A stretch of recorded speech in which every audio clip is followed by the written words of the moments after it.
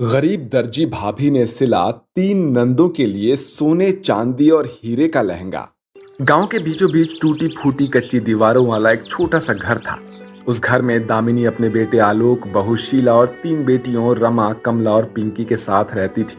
घर का हाल इतना खराब था कि बरसात में दीवारों से पानी टपकता और गर्मियों में धूप छनकर अंदर आ जाती। हे भगवान, ये कैसी गरीबी दी है। ना खाने को भरपेट अनाज, ना बेटियों का अच्छा रिश्ता। अब तो मेरी सांस भी भारी हो रही है। इधर आंगन में 3 बेटियां बैठी थी। सबसे बड़ी रमा, फिर कमला और सबसे छोटी पिंकी। रमा के चेहरे पर चिंता की लकीरें साफ झलक रही थी। अम्मा, कब तक ऐसे ही बैठे रहेंगे? गांव की सब सहेलियों की शादी हो गई, हम तो जैसे किसी के नसीब में ही नहीं है। हाँ अम्मा, गीता की भी शादी हो गई, जबकि वो तो हमसे छोटी थी। लगता है हमारी किस्मत ही फूटी है। लोग ताने भी देने लगे हैं। देखो, दामिनी की बेटियां अभी तक घर बैठी है। हम तो अब बाहर निकलने से भी डरते हैं। दामिनी ने तीनों को सीने से लगा लिया। उसकी आंखें नम हो गई। बेटियों, माँ बाप अपनी औकात से ज्यादा नहीं कर सकते। तुम्हारे बाप की कमाई दिहाड़ी मजदूरी की है, बहू सिलाई से घर का चूल्हा जलाती है। अब ऐसे में दहेज कहाँ से देंगे? तभी बहू शीला कमरे से बाहर आई। उसके हाथ में अधूरी साड़ी थी जिसे वो मशीन पर सिल रही थी।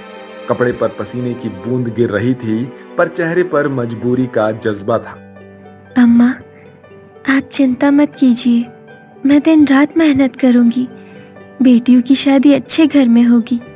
अरे अम्मा, अब रोने धोने से कुछ नहीं होगा। वक्त के साथ लड़ना ही होगा। मैंने आज चौपाल पर सुना कि शहर के कारखाने में ओवरटाइम मिल सकता है। मैं कोशिश करूंगा वहां भी हाथ आजमाने की। इतने में पड़ोस की काकी अपने पुराने थैले में कपड़े लिए घर में दाखिल हुई। अरे शीला बहू, जरा देख तो, ये पेटीकोट सिल दे। पिछली बार तो बहुत अच्छे से सिलाई की थी। शीला मुस्कुराई और कपड़े पकड़ लिए। काकी ने बेटियों को देखा और दामिनी की ओर मुखातिब हुई। दामिनी बहन, सुना है तुम्हें बेटियों की शादी की बड़ी चिंता है। क्या बताऊं बहन, कोई रिश्ता ही नहीं आता।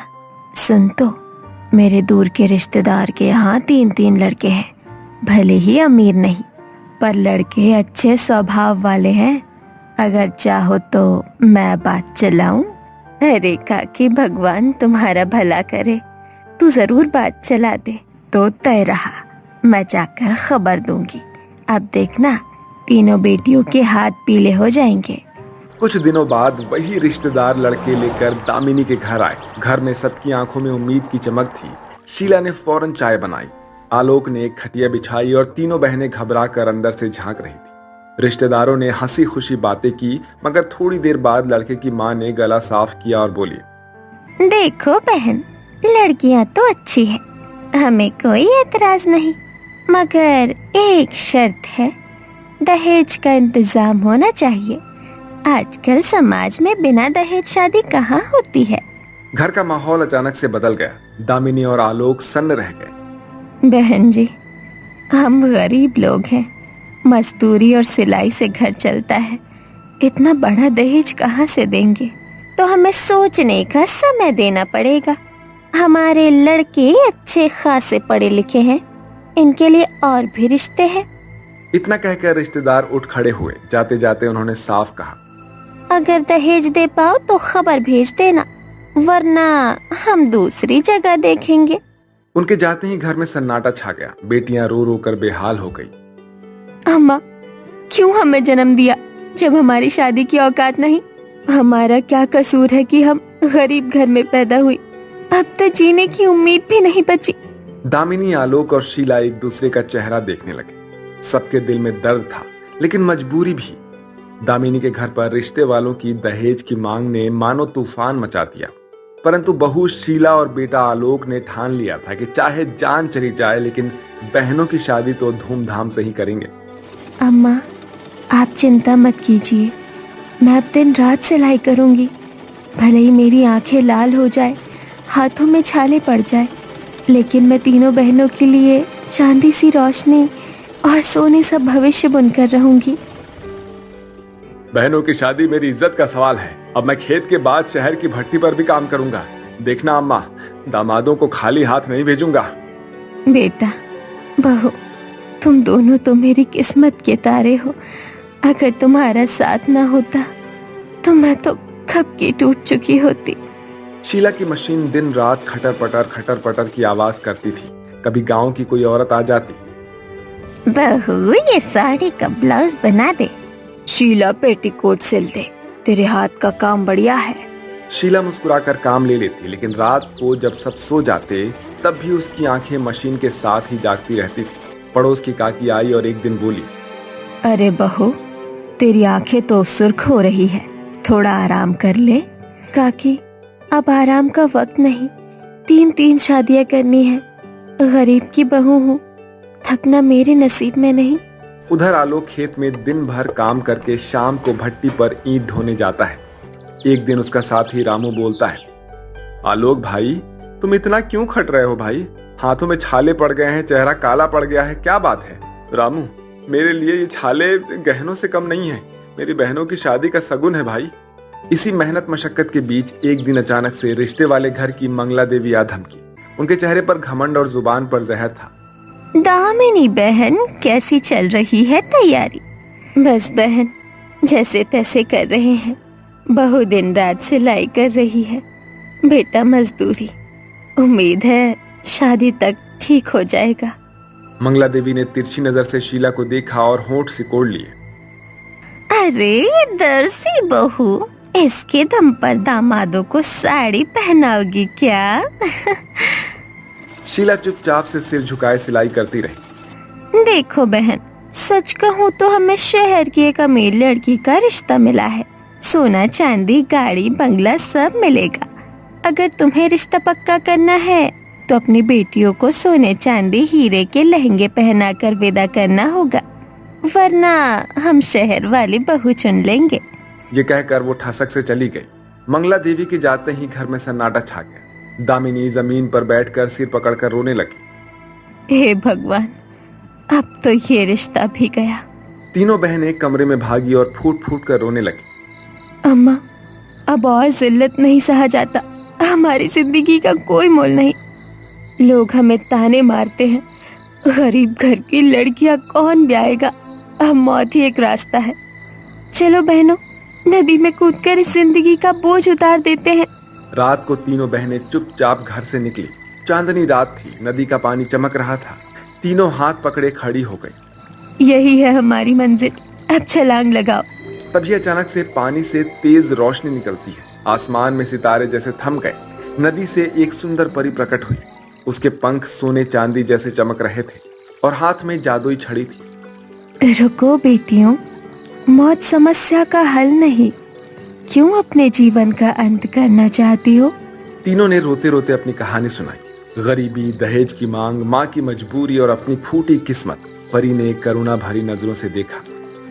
तुमने कोई पाप नहीं किया, सिर्फ गरीब घर में जन्म लेना तुम्हारी गलती नहीं। मैं तुम्हें वरदान देती हूँ, लो ये 3 जादुई लहंगे। उसने हवा में छड़ी घुमाई और 3 लहंगे सामने प्रकट हो गए। एक सोने का लहंगा, एक चांदी का लहंगा और हीरे का लहंगा। इन लहंगों से जो भी दिल से मांगोगी वो तुम्हें मिलेगा। अब जाओ और अपनी किस्मत खुद लिखो। तीनों बहनें हैरान रह गई। उनके चेहरे पर पहली बार खुशी की चमक आ गई। क्या सच में ये लहंगे हमारी मदद करेंगे? हाँ, मगर ध्यान रखना, इन्हें स्वार्थ या बुराई के लिए मत इस्तेमाल करना। ये कहकर परी गायब हो गई। तीनों बहनें लहंगे लेकर खुशी खुशी लौट आई। रात गहराई हुई थी। दामिनी, आलोक और शीला सोच रहे थे कि तीनों बहनें कहाँ चली गई। तभी दरवाजा धीरे से खुलता है और रमा, कमला और पिंकी अंदर आती हैं। उनके हाथों में चमचमाते लहंगे थे। अरे बेटियों, तुम कहाँ चली गई थी? मेरा कलेजा तो बाहर आ गया था। पागल हो गई हो क्या? ऐसे घर से बिना बताए निकल जाती हो? हमने सोचा कुछ गलत कर लिया तुम लोगों ने। तीनों बहनें रोते रोते माँ और भाई के गले लग जाती हैं। भैया, सच कहूँ तो हम तीनों नदी में कूदकर अपनी जान देने गए थे। हे भगवान, तुमने ये क्या किया होता? पर अम्मा, वहाँ हमें एक जादुई परी मिली। उसने हमारी दास्तान सुनकर हमें ये 3 लहंगे दिए। ये देखो, सोने चांदी और हीरे के लहंगे। परी ने कहा है कि उनसे जो मांगोगे वो मिलेगा। शीला और आलोक को तो पहले यकीन नहीं होता है। क्या तुम लोग पागल हो गई हो क्या? लहंगे भला कैसे जादू करेंगे? भैया देखो, मैं अभी साबित करती हूँ। उसने अपना हीरे का लहंगा पहनकर आंखें बंद की और बोली, हे लहंगे, हमें कुछ सोने के गहने चाहिए। तुरंत लहंगे से झिलमिलाते सोने के हार और चूड़ियां गिरने लगी। सबकी आंखें फटी की फटी रह गई। अरे, ये तो सचमुच चमत्कार है। हे देवी, ये क्या करिश्मा दिखा दिया। अब मेरी बेटियों का भाग्य बदल जाएगा। अब कमला ने चांदी का लहंगा पहनकर कहा, हमें खाने पीने का अनाज चाहिए। तुरंत वहां पर गेहूं, चावल, चीनी और ढेरों राशन के बोरे आ गए। वाह बहन, अब तो हमारा घर अनाज से भर गया। अब तो भूखा रहने का डर ही खत्म हो गया। फिर रमा ने सोने का लहंगा पहनकर कहा, हमें शादी के लिए गहने, कपड़े और साज सामान चाहिए। क्षण भर में पूरा घर सोने चांदी के गहनों और रेशमी साड़ियों से भर गया। बर्तन, भांडे, पलंग, ड्रेस, सब कुछ प्रकट हो गया। अब तो हमारी बहनों की शादी किसी रानी से कम नहीं होगी। कुछ ही दिनों में दामिनी के घर की हालत बदल गई। जो घर टूटी झोपड़ी जैसा था, अब वहां रौनक छा गई। गांव वाले भी दंग रह गए। शादी की तारीख आई, ढोल नगाड़ों के साथ बारात पहुंची। दामाद और उनके परिवार की आंखें फटी की फटी रह गई जब उन्होंने दामिनी की तीनों बेटियों को देखा। तीनों बहनें सोने, चांदी और हीरे के लहंगे पहनकर खड़ी थी।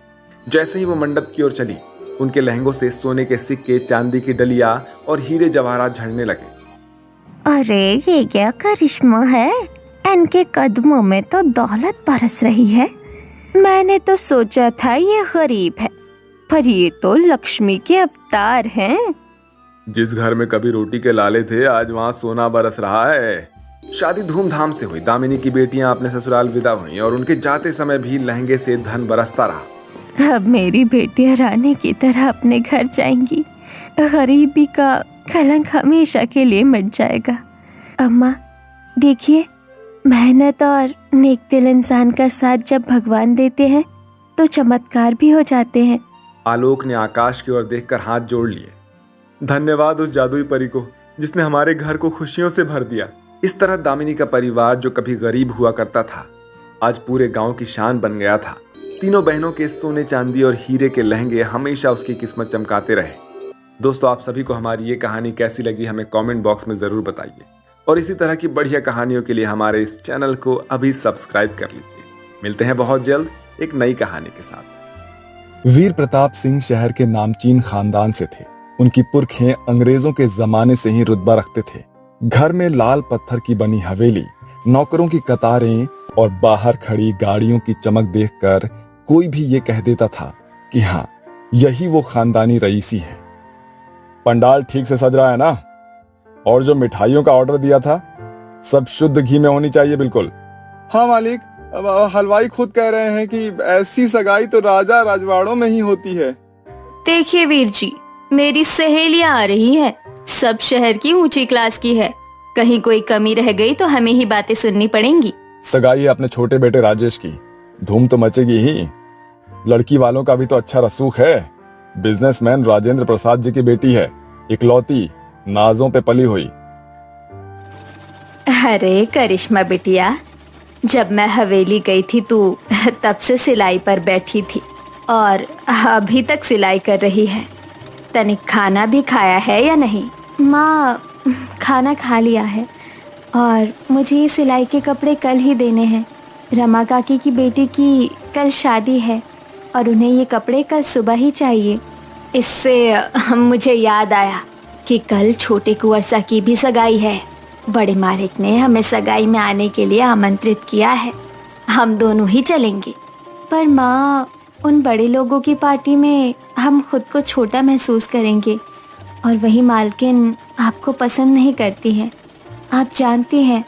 और हम गरीबों का उनके मेहमानों के सामने जाना उनको पसंद नहीं आएगा। बिटिया, बड़े मालिक एक अच्छे दिल के इंसान हैं और उन्होंने मुझे खुद सगाई में आने के लिए कहा है। मैं उनकी बात नहीं टाल सकती। हम चलेंगे। सावित्री काफी सालों से पुश्तैनी हवेली में आया का काम करती आई थी। वीर प्रताप का बड़ा बेटा जो विकलांग था, आपको सावित्री ने माँ जैसा प्यार दिया था। अगली शाम सगाई समारोह में सभी मेहमान सज धज कर आए हैं। बड़ी बड़ी महंगी गाड़ियां, हीरों के गहनों का जलवा है और वहीं एक कोने में प्रवेश करती है सावित्री, पुरानी साड़ी में, हाथ में टिफिन, साथ में उसकी सीधी सादी बेटी करिश्मा। छोटे कुंवर से मिलकर बस आशीर्वाद दे दे, फिर निकल लेंगे। माँ, ये लोग बहुत अमीर हैं, हम यहाँ अच्छे नहीं लगते। ओहो, ये कौन है जिसने माहौल की पूरी रंगत ही बिगाड़ दी? किसने बुलाया इन्हें? बहू जी, बड़े बाबू की बचपन से सेवा की है, आज उनके छोटे भाई की खुशी है, बस दुआ देने आए हैं। दुआ? अपनी फटी धोती और दाल सब्जी की खुशबू भी लाई हो साथ में? तुम्हारी जैसी झोपड़ी वाली औरतों को तो गेट पर ही रोकना चाहिए। चलो माँ, यहाँ हम नहीं जमते। बस करो सुमित्रा, ये वही सावित्री है जिन्होंने मेरे विकलांग बेटे को माँ का प्यार दिया है। और करिश्मा, कितनी सादगी है इस लड़की में। सगाई के बाद हवेली का पिछला आंगन वीर प्रताप राजवीर के पास बैठे हैं, जो व्हील चेयर पर बैठा शांत चेहरे वाला युवक है। बाबा, आज बहुत भीड़ है, लेकिन एक चेहरा बहुत शांत लगा। करिश्मा, आपको कैसे पता? क्योंकि मैं भी देख रहा था। उसकी चाल, उसकी आंखों में जो डर और सादगी है, वो किसी मोती से कम नहीं है। क्या वो हमारे घर की बहू बन सकती है पापा? अब तुमने बोल दिया है तो मैं रुकूंगा नहीं। आज जो हुआ मुझे बुरा नहीं लगा बिटिया। सबके पास ना नसीब होता है, ना इज्जत, लेकिन तू मेरे लिए रानी है। माँ, मैं वहां फिर कभी नहीं जाऊंगी, इतनी तौहीन सहनी पड़ी। तभी दरवाजे पर दस्तक होती है और वीर प्रताप सिंह दरवाजे पर खड़े होते हैं, जिसे देखकर सावित्री थोड़ा चौंकती है और फिर उन्हें अंदर बैठाती है। सावित्री, मैं रिश्ता मांगने आया हूँ। रिश्ता? हमसे? सेठ जी, दुनिया हंसेगी आप पर। मुझे फर्क नहीं पड़ता दुनिया से, फर्क पड़ता है मेरे बेटे से, और वो इस लड़की में जीवन देखता है। मैं अपने बड़े बेटे की शादी करिश्मा से करवाना चाहता हूँ। सेठ जी, मैं सिलाई करती हूँ, झोपड़ी में रहती हूँ, 2 जोड़ी कपड़े हैं मेरे पास, मैं आपकी बहू बनने के लायक नहीं। बेटा, लायक कपड़ों से नहीं, संस्कारों से बनते हैं। क्या तुम मेरी बहू बनोगे? करिश्मा चुप हो जाती है, लेकिन उसकी आंखें नम हैं। जवाब हाँ में है। शहर के सबसे रईस घराने की दूसरी शादी साधारण हुई, पर भावनाओं से भरपूर। न कोई ढोल न बैंड, बस एक सज्जन पिता का फैसला, एक बेटे की सच्ची पसंद और एक गरीब माँ की नम आंखें। मांग में सिंदूर भरिए, विवाह संपन्न हुआ। अब ये मेरी बेटी नहीं, तुम्हारी जिम्मेदारी है। और आपकी बेटी मेरे जीवन की सबसे बड़ी दौलत है। राजेश की अमीर दुल्हन की विदाई तो जैसे किसी फिल्मी सेट का दृश्य थी। हाथ में कलीरे, हीरे की ज्वेलरी और दर्जनों कैमरे। वहीं करिश्मा 2 जोड़ी कपड़े, एक थैला और एक माँ की नम मुस्कान लेकर चुपचाप दरवाजे पर पहुंच गई थी। करिश्मा, चलो अंदर चलो, यही अब से तुम्हारा घर है। मुझे डर लग रहा है। मत डरो, मैं तुम्हारे साथ हूँ। भीतर से ढोल नगाड़े की आवाज आती है और अमीर बहू का स्वागत हो रहा है, फूलों की वर्षा, आरती और मिठाई के साथ। लो, आ गई हमारी बहू, शगुन का नारियल लाओ। सुमित्रा अमीर बहू की आरती कर रही होती है, तभी पीछे से करिश्मा पहुंचती है। माँ, करिश्मा भी आई है, उसे उसकी भी आरती उतार दो। उसे आरती दूं? मेरी आरती के दीप ऐसे फटी साड़ी पर जले? सुमित्रा, ये भी इसी घर की बहू है। बहू? ये? इसके पाँव में पायल नहीं, कपड़ों में कढ़ाई नहीं और चाल में रईसी नहीं। इसे बहू कहूँ तो मेरी शोभा ही खत्म हो जाएगी। माँ जी, मुझे आरती नहीं चाहिए, बस एक जगह चाहिए जहाँ मैं इज्जत से जी सकूं। अरे भाभी जी, आप तो फिलॉसफी झाड़ रही हैं। पहले एक डिसेंट अमीर वाला कपड़ा पहन लीजिए। मम्मी जी, ये क्या मजाक है? मुझे लगा डबल ससुराल की रानी बनूंगी और यहाँ तो झोपड़ी क्वीन भी आ गई। मुझे तो लगता है ये औरत घर में बर्तन मांजने के लायक भी नहीं। आप मुझे बर्तन दो माँ जी, मैं साफ कर दूंगी। पर मेरी नीयत मत गंदी बताइए। करिश्मा, तुम अब से इस घर की इज्जत हो, और जिसने भी तुम्हें नीचे दिखाया ना, वो खुद गिर जाएगा। मुझे अफसोस है सुमित्रा कि तुमने आज तक पैसे को ही इंसान समझा है। अब वक्त है सच्चाई को पहचानने का। भाभी जी, मेरा कोई इरादा नहीं था कुछ कहने का, पर आप जैसी सादगी आजकल किसी भी लड़की में नहीं है। हाँ, मॉडल ऑफ बजट लाइफ। बस, अब एक शब्द भी नहीं। करिश्मा हमारी बहू है और आज से इस घर की बराबरी में खड़ी है। करिश्मा, ये साड़ी तुम्हारे लिए खरीद कर लाया हूँ। ये काफी महंगी है और इस खानदान की प्रतिष्ठा से मेल भी खाएगी। ये बहुत कीमती है, मैं इसे नहीं पहन सकती। तुम इसे पहनोगी और सबको दिखेगा कि असली रईसी क्या होती है। सुबह की पहली किरण जैसे ही पुश्तैनी हवेली की दीवारों पर पड़ी, हवेली के अंदर नई बहुओं की रस्मों की हलचल शुरू हो चुकी थी। कमरे में करिश्मा ने आंखें खोली, एक गहरी सांस ली और सिर पर चुन्नी रखकर सिंपल सी हल्दी रंग की सूती साड़ी पहन ली, वही जो उसकी माँ ने शादी से पहले सिलवा कर दी थी। ना कोई बॉर्डर, ना कोई भारी कढ़ाई, बस सीधी सादी। सादगी ही तो मेरी असली पहचान है। आज पहली रसोई है, माँ की साड़ी पहनकर उनका आशीर्वाद तो साथ रहेगा। सिंदूर लगाकर, बिंदी सजाकर वो थाली में पूजा की सामग्री लेकर सीधे मंदिर की ओर चल दी।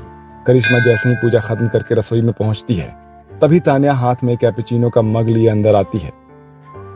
उफ, सुबह सुबह ऐसा फैशन डिजास्टर देखना पड़ेगा क्या? करिश्मा, ये साड़ी तूने त्योहार के लिए खरीदी है या बर्तन मांजने के लिए? ये माँ की दी हुई साड़ी है, शादी के दिन पहनने को बोला था, मेरे लिए सबसे कीमती है। ओ, तो फिर इसे फ्रेम में लगवा लेना था, पहनने की क्या जरूरत थी? मुंह दिखाई में क्या यही पहनेगी तू? घर की इज्जत का सवाल है यार।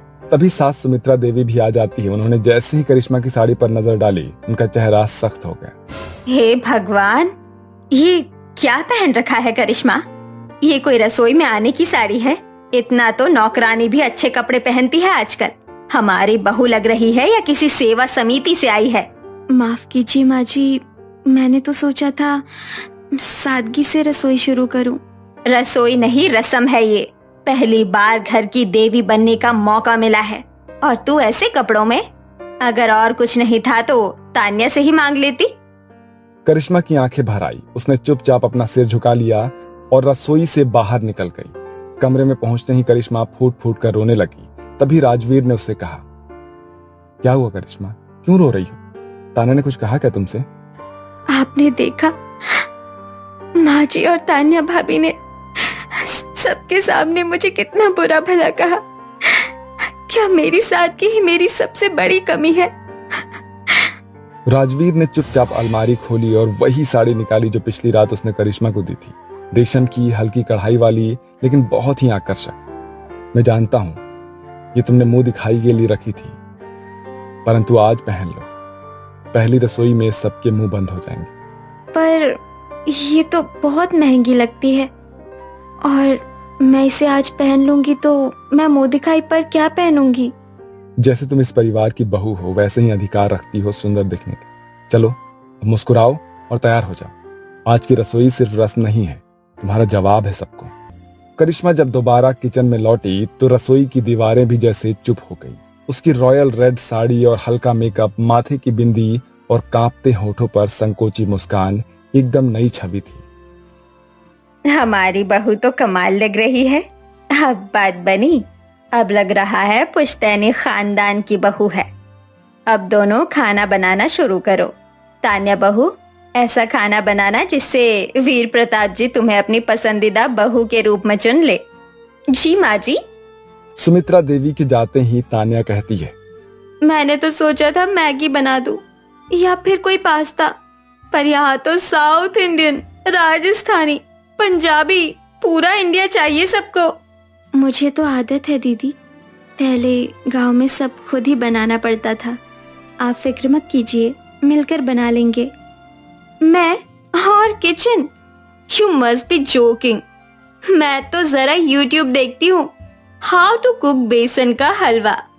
ऐसे ही 2 घंटे बीत जाते हैं और तान्या की हालत खराब हो जाती है।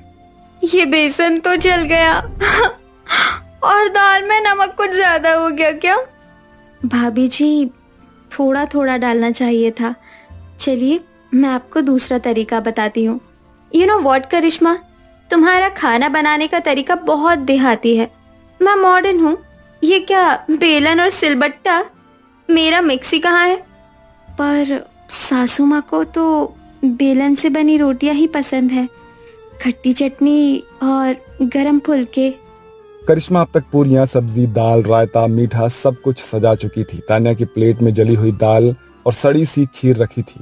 पूरे परिवार को बुलाया गया। टेबल पर दोनों बहुओं के बनाए गए व्यंजन रखे गए। अरे राम, ये तो नमक की खान है, दाल है या समुंदर? तान्या बेटी, तुमने पहली बार कुछ बनाया, लेकिन ध्यान तो देना चाहिए था ना। जी मैंने YouTube से देखा था, शायद कुछ मिस हो गया। लगता है YouTube वाले भी गांव की चटनी नहीं सिखा पाए। अब ये गरम गरम पूरी खाओ। ओ हो, घी की खुशबू से तो मन ही खुश हो गया। वाह करिश्मा भाभी, ये आलू की सब्जी तो एकदम हमारे मंदिर के लंगर जैसी स्वादिष्ट है। अब तान्या को भी करिश्मा से क्लास लेनी पड़ेगी। मुझे तो लगता है करिश्मा एकदम मास्टर शेफ इंडिया की कंटेस्टेंट है। नहीं भाभी जी, मैं तो बस घर के लिए दिल से खाना बनाती हूँ। तान्या चुपचाप थी। सबकी नजरों में उसकी नाकामी साफ झलक रही थी, लेकिन उसकी आंखों में ईर्ष्या से ज्यादा आश्चर्य था। उसे पहली बार महसूस हुआ था कि असली इंप्रेशन महंगे जेवरों से, डिजाइनर ड्रेस से नहीं, बल्कि सादगी और सच्चे प्रयासों से बनता है। वीर प्रताप की पत्नी सुमित्रा देवी ने माथे पर बिंदी की लाल रोशनी और हाथों में सहेजा हुआ एक पुराना डिब्बा लेकर अपनी अमीर बहू तान्या को अपने कमरे में बुलवाया। तान्या बेटा, आज तुम्हारी मुंह दिखाई है। हमारे घर में रिवाज है कि पहली बहू ये पुश्तैनी लहंगा पहनती है। ये मेरी दादी सास की शादी का है। सिल्क की बनारसी कढ़ाई, असली सोने की जरी का काम है। उन्होंने डिब्बा खोला। हल्के पीले रेशमी कपड़े में लिपटा हुआ लहंगा जैसे यादों से भरा कोई खजाना हो। पर तान्या की भौहें सिकुड़ गई। Are you serious? ये इसमें तो फपून जैसी स्मेल आ रही है और ये तो ऑलमोस्ट पीले से ब्राउन हो चुका है। Mummy ji, I mean why would I wear this outdated thing? बेटा, ये हमारी परंपरा है। जो बहू इसे पहनती है वो हमारे कुल की पहचान बनती है। नो ऑफेंस, पर मैं तो अपनी डिजाइनर ड्रेस पहनूंगी। मैंने स्पेशली मनीष मल्होत्रा से कस्टम ड्रेस बनवाई है, सोशल मीडिया पे भी डालना है। आप समझ रही है ना? समझ रही हूँ। शायद तुम वक्त के साथ समझो कि कुछ चीजों की कीमत दाम से नहीं, भाव से होती है। तान्या मोबाइल पर कॉल करते हुए निकल जाती है और तभी कमरे के दरवाजे के पीछे खड़ी करिश्मा सब कुछ सुन लेती है। धीरे धीरे कमरे में आती है, सिर झुकाए हुए, और लहंगे की ओर नजर डालते हुए बोलती है, माँ जी, अगर आप बुरा ना माने तो क्या मैं वो लहंगा पहन सकती हूँ? तू पहनेगी ये लहंगा? ये लहंगा तेरी औकात से बहुत बड़ा है और तुझे इस लहंगे को पहनने की कोई जरूरत नहीं। माँ जी, जरूरत नहीं, सम्मान है। मेरी अम्मा कहा करती थी, बहू वही जो परिवार की परंपराओं को गले लगाए, चाहे वो रेशम हो या रुई। सुमित्रा की आंखें भर आई और उन्होंने करिश्मा को गले लगा लिया। बहू, आज तूने इस खानदान की इज्जत बचा ली। रात को करिश्मा ने मोमबत्ती की रोशनी में पुराने लहंगे की मरम्मत शुरू की। अपने सिलाई कौशल से उसने कढ़ाई में सूक्ष्म बीड्स जोड़ दिए, नीचे एक चमकीली किनारी लगा दी और दुपट्टे पर हल्की झलकदार लेस डाल दी। अब वही पुराना लहंगा एक नया रूप ले चुका था, परंपरा का गर्व और आधुनिकता की झलक के साथ। अरे वाह करिश्मा, तुमने तो पुराने लहंगे को एकदम नया जादू जैसा बना दिया। मैं चाहती थी कि माँ जी को दुख ना हो और कुछ तो हो जिससे उन्हें लगे कि बहू उनकी बातों का मान रखती है। तुम सच में खास हो करिश्मा। शाम होते होते दालान में सोने की झालरों की चमक फैल चुकी थी। रिश्तेदार, पड़ोसी, चौधरी जी से लेकर राम दुलारी मौसी तक सभी कुर्सियां लिए बैठ चुके थे। सबकी नजरें मुख्य दरवाजे पर थी। पहले आई तान्या, झिलमिलाती डिजाइनर ऑफ शोल्डर गाउन और स्टाइलिश लाइटिंग के साथ जैसे रैंप पर उतर रही हो। ई का बहुरिया, ई कोई फिल्म की आइटम डांसर है का? भगवान बचावे ठाकुर की मर्यादा। यही ड्रेस में मुंह दिखाए भी ना हो पाए। और फिर आई करिश्मा। पुश्तैनी लहंगे में राजकुमारी सी करिश्मा ने सिर पर लंबा पल्ला और लहंगे की कढ़ाई में सादगी का तेज ओढ़ रखा था। सभी की आंखें जैसे ठहर गई थी। यही तो बहू है ठाकुर परिवार की, शालीन, सुंदर, सलीकेदार। लहंगा तो जैसे दोबारा जन्म ले लिया बाहो। बिटिया तू तो एकदम सोना हो। ई बहू ना, ई बहू ता गोलगप्पे जैसन मीठ, भीतर से भी बाहर से भी। वीर प्रताप की पत्नी सुमित्रा अब तक सब कुछ देख और सुन चुकी थी।